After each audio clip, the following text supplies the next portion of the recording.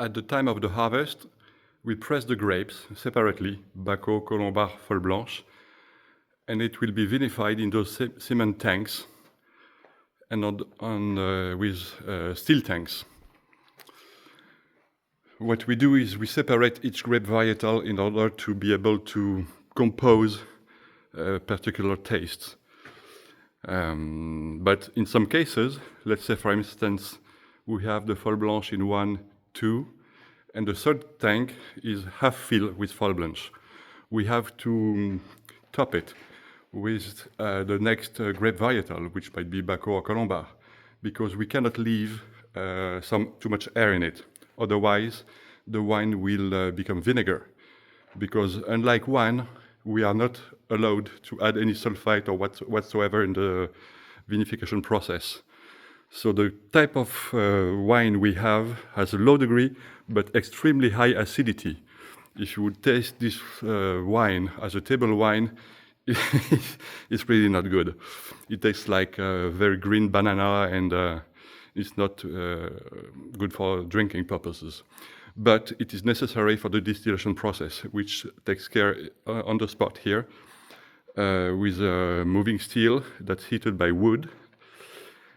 And by, let's say, evaporation process, basically we boil the wine, and we collect the vapors condensate, and it becomes armagnac.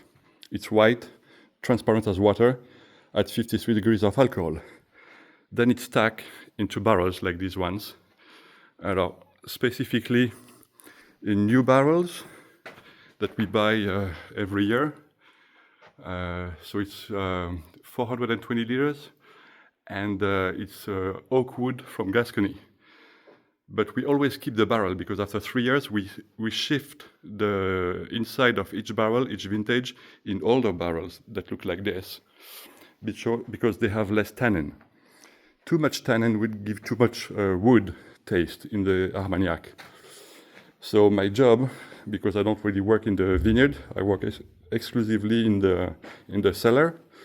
My job is to taste and figure out which barrel is ready to be transferred from new oak to old oak. And as I told you before, we always keep the barrels. Once a vintage is sold out, we keep the barrel and we fill it with some armagnac, which has already aged 3 to 5 years in brand new oak. So for instance, this very specific barrel, because of its construction with this piece of wood here, I was told it was by the cask maker. It was built over a century ago, and we still have it. Now it's 2009 vintage, but it used to carry, I don't know, 60s, 40s, 20s armagnac. What can I tell you? Yes, the cellar in Briat is built on dirt ground. And it is really important because in summertime, you have all the humidity that comes out of the ground and keeps a certain level of humidity and coolness in the cellar.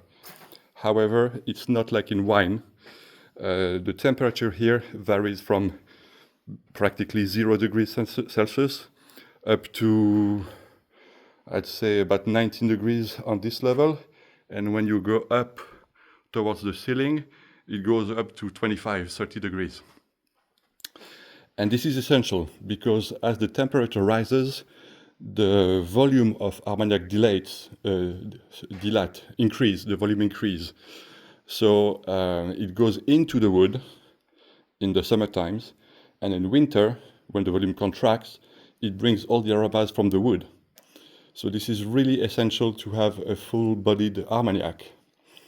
And the resultant of that, which is called the angel share, is that within 20 years, we lose, it depends if it's on the ground, on the top, but we lose about 20 to 25% of volume and 10 to 15 degrees of alcohol. And this is what makes the Armagnac Chateau de Briat very specific, because vintages are not, we don't top the level of the barrel with the same vintage. We leave the time to do its job. that means that 25% might be from here to here in 20 years. So this much air, that's what brings all the flavors to the armagnac in a natural manner. If you top it every year and you keep the cask always full, after 20 years, from the distillation process, which is at 53 degrees, you will have some 50 degrees armagnac. And it's way too strong in alcohol. And because there's no air, the aging process is altered. And see, for example, this 2007, it is 48 degrees. So from 53, it went down to 48. That's really essential. And that's what we do for all the vintages.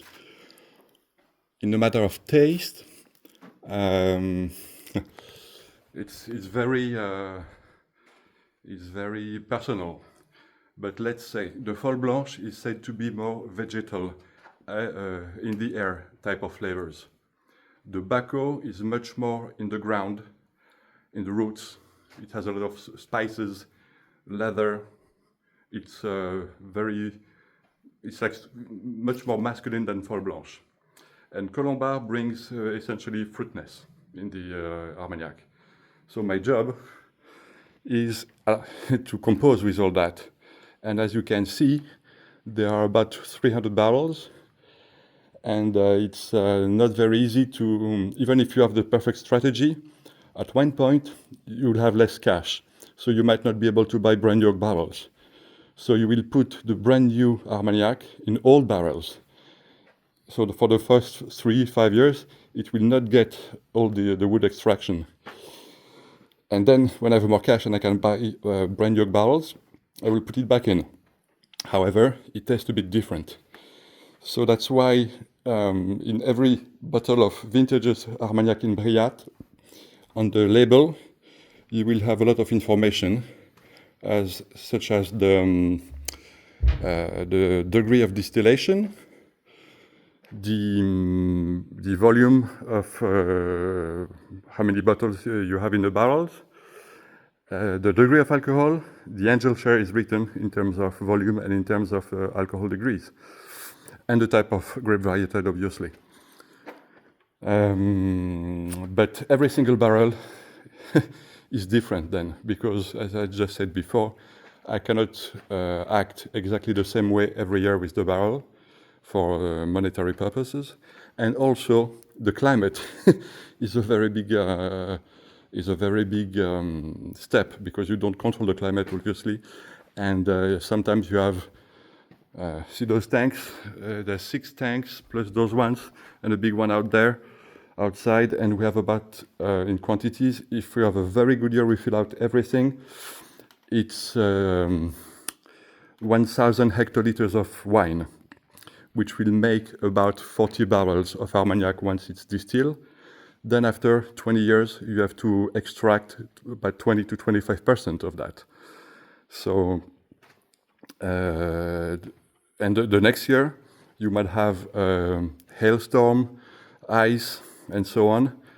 And for instance, 2 years ago, we didn't even distillate because there would have been just enough wine to make 1 or 2 barrels, and it was not worth the trouble to have the distillation guy come and produce only 2 barrels.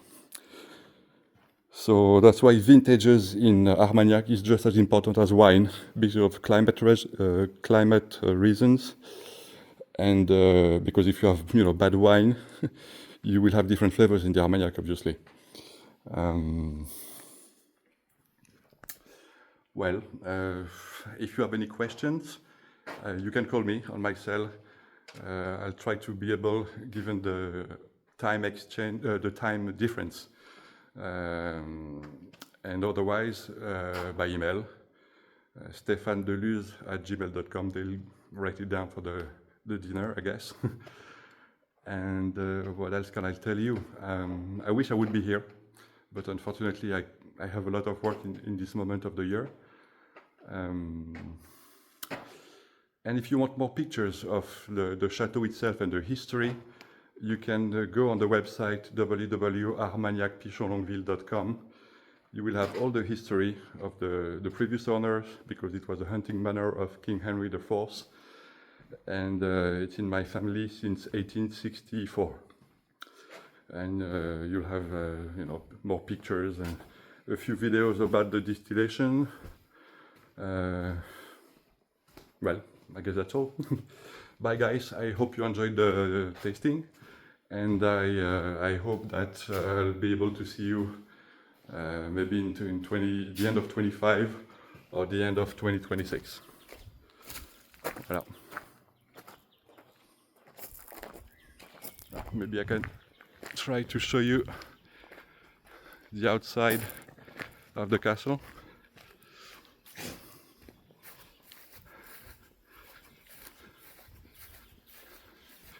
That's Charlie and Pastis.